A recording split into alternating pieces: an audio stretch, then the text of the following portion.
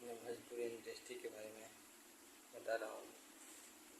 और महेश पांडे माधर चोद का औलाद है, माधर चोद का, समझ गए क्या? साला गंदगी फैला रहा है पूरे भोजपुरी इंडस्ट्री में।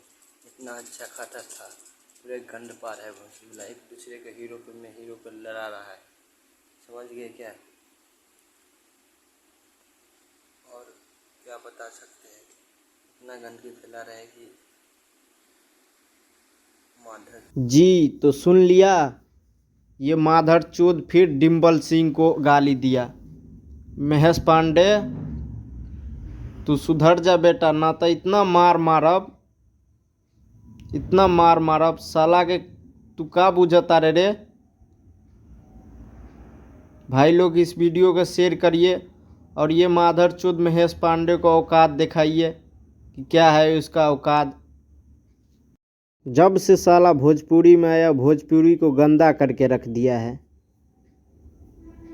अब तू नहीं बचेगा महेश पांडे, तेरा रिलाई अब चालू हो गया है।